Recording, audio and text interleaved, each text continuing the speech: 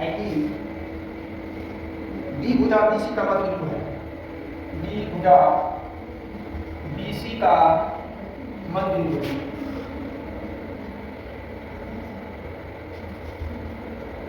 बिंदु है त्रिभुजों A B C और बी डी ई के क्षेत्रफलों का अनुपात क्या होगा? के क्षेत्रफलों का अनुपात क्या होगा?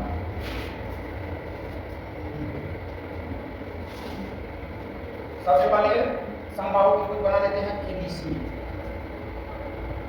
ए बी सी और करा है इसमें डी डी ई दो समबाहु त्रिभुज इस प्रकार है कि डी जो है बीसी का भुजा डी भुजा बीसी का मध्य बिंदु है। बीसी है इसका मध्य बिंदु है।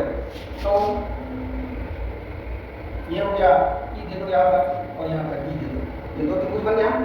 और ये भी क्या है? समबाहु त्रिभुज है।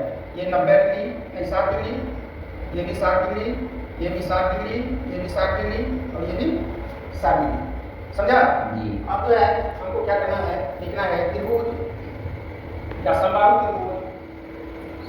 त्रिभुज ए बी सी का क्षेत्रफल बराबर समबाहु त्रिभुज का क्षेत्रफल क्या होता है? है ना जी।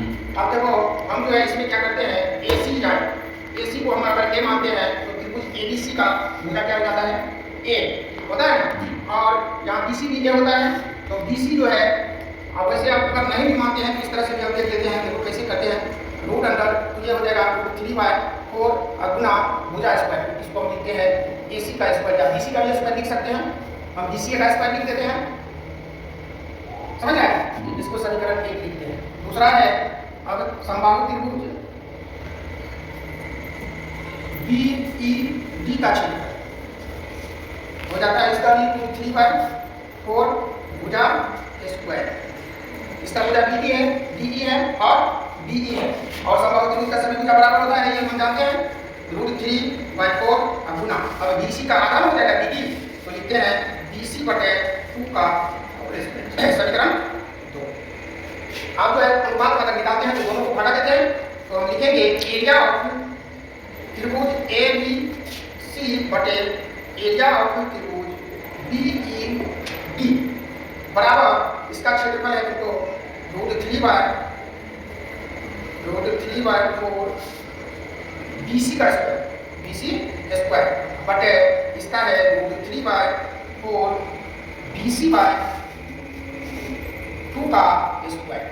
अब जो है 3/4 से √3/4 कट जाता है और ये हो जाएगा तो BC का स्क्वायर बटे BC का स्क्वायर बटे 4।